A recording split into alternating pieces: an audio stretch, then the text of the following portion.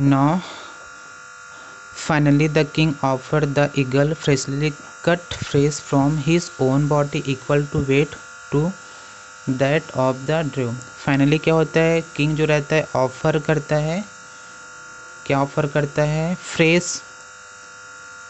Freshly cut मतलब क्या offer करता है, अपने शरीर के फ्रेश कटे हुए मांस उसके वेट के बदले देने के लिए ऑफर करता है ना, ड्यू के बदले देने के लिए ऑफर करता है। The eagle agree to this offer. अब जो ईगल रहता है इसकी बातों को सुन के एग्री हो जाते हैं, बट विथ अ कंडीशन। इस बोलता है कि इसके लिए एक कंडीशन है, मैं एग्री हूँ बट मेरा एक शर्त है, कंडीशन है। इट्स सैड, वो बोलता है, oh king, if a single tear drop from your eye, बोलता है अगर आपके आँखों से एक सिंगल टीयर भी, आंसू भी गिरेगा, I shall be constraint to accept your fresh as my food. मतलब वो बोलता है कि आपके आंखों से एक भी आंसू नहीं गिरना चाहिए, तभी मैं आपके फ्रेश कटे हुए मांस को क्या करूँगा, एक्सेप्ट करूँगा, ऐसा करके ये बोलता है। आगे देखते हैं। The king agree and call for the new and balance it. One pan of the balance the draw was kept and one that other side a large chunk of fresh from the right thing of King Sibbi। अब क्या करता है, वो अपने नेव को आवाज़ देता है और तराजू लाता है, और क्या करता है, तराजू के एक हिस्से में ड्रेव को रखता है और दूसरे हिस्से में क्या करता है, अपने राइट लेग के कटे हुए मीट को रखता है ना।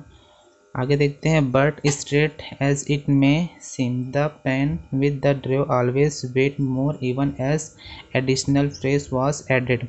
लेकिन किंग क्या देखता है कि जो तराजू का जो हिस्सा रहता है उसमें जो ड्रॉ का जो वेट रहता है वो ज़्यादा ही रहता है ना।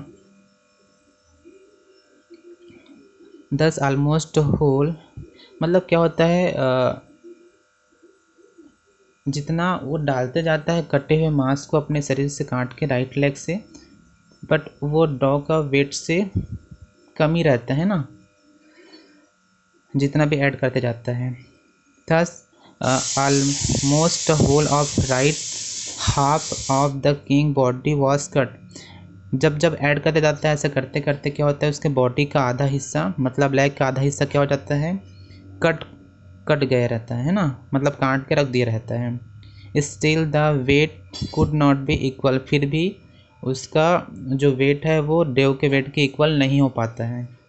आगे देखते हैं।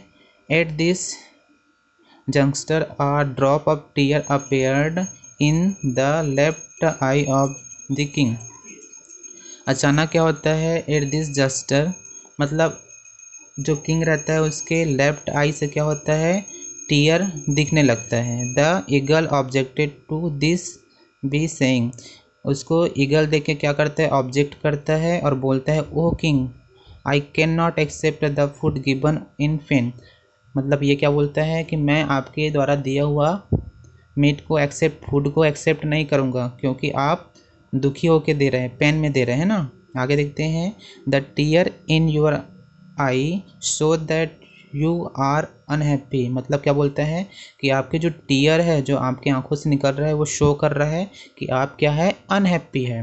सो give me my prey back and you shall regain your normal health. क्या बोलता है कि इससे अच्छा है कि आप मुझे अपना शिकार वापस कर दीजिए और अपना पुराना नॉर्मल हेल्थ ले लीजिए, ऐसा करके बोलता है। आगे with a faint smile on his left lips king Sibi said behold O eagle. अब क्या होता है, जो किंग रहता है वो फाइन्स्ट स्माइल करते हुए लिप्स से इसको बोलता है, होल्ड करते हुए, रुकिए eagle, the left eye is not cry out of grief, this is a tear of joy. क्या बोलता है कि मेरा लेफ्ट आई क्राई नहीं कर रहा है, ये तो खुशी के आंसू है ना। It is happy that now my left side of the body will also be used to honour the word that I have given you. क्या बोलता है कि मेरा लेफ्ट बॉडी क्या बोलता है कि लेफ्ट साइड जो उसकी बॉर्डर रहता है वो ऑल्सो यूज्ड होता है ना, अपने वर्ड के नाम से, आई हैव गिव यू। अब क्या होता है आगे देखते हैं, मतलब वो अपना लेफ्ट राइट लेग को पूरा दे चुका रहता है, अब लेफ्ट लेग को भी देने वाला रहता है ना, दे दिया रहता है ना, आई हैव गिव यू देने वाला रहता है। आगे देखते हैं फाइनली, अब क्या होता है राजा डिसाइड करता है कि उसने लेफ्ट भी दे दिया राइट भी दे दिया, बट उसके डेव के वेट के इक्वल नहीं हो पाए अभी तक, है ना। अब क्या होता है finally the king himself sit on the scale and offer whole of his body to the eagle। आखिरी में क्या होता है फाइनली, क्या होता है जो किंग रहता है वो तराजू के एक हिस्से में बैठ जाता है और अपने पूरे बॉडी को क्या करता है, होल बॉडी को क्या करता है, ईगल को ऑफर करता है। The moment he did so both the eagle and dove disappeared from the street and the king of rightness appeared before King Sibbi along with the king of heaven। क्या होता है जैसे ही सिब्बी तराजू के एक हिस्से में बैठ जाता है और अपना पूरा बॉडी को ऑफर करता है ईगल को, वैसे ही क्या होता है उसी मोमेंट पे क्या होता है ईगल और जो ड्रो रहता है दोनों क्या हो जाते हैं, डिस्पेयर हो जाते हैं, गायब हो जाते हैं। और क्या होता है उसी समय जो धर्म का जो राजा रहता है ना, जो स्वर्ग से आया रहता है, ये क्या करता है सिब्बी के सामने अपेयर हो जाता है। दे show flower on king Sibi and said, और क्या करता है वो किंग सिब्बी के ऊपर फ्लावर क्या होता है बरसात होती है। We wanted to test your sense of rightness and you have passed the test. जो किंग रहता है मतलब जो धर्म का जो किंग रहता है वो क्या बोलता है कि मैं वी वांट टू टेस्ट, मतलब हम वह क्या कर रहा रहता है, टेस्ट दे रहता है किसका, राजा के सेंस का और उसके राइटनेस का, है ना। और राजा क्या होता है इसमें, you have passed the test, क्या बोलता है तुम इस टेस्ट में पास हो गए।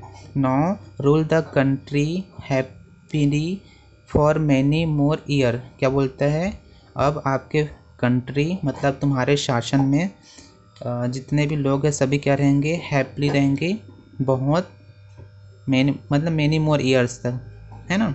Saying this both of them bless the king and despaired, मतलब ऐसा क्या करते हैं ब्लेसिंग करते हुए जो किंग रहता है, धर्म का किंग रहता है, वो क्या हो जाता है, गायब हो जाता है, डिस्पेयर हो जाते हैं ना, आशीर्वाद देते हुए गायब हो जाते हैं। The king look at his body and show that there was not even a scratch on it. राजा क्या होता है इसके बाद अपने बॉडी को देखता है, उसके बॉडी में एक भी स्क्रैच नहीं आया रहता है ना। ड्यू अलोन अ वाउंड, मतलब जो भी हिस्सा उसने काट के रखा रहता है तराजू पे वापस से क्या हो जाता है, पहले जैसा हो जाता है। उसके बॉडी पे एक स्क्रैच और एक स्क्रैच भी नहीं रहता है और ना ही छोटा सा कटे हुए या हिस्सा रहता है ना।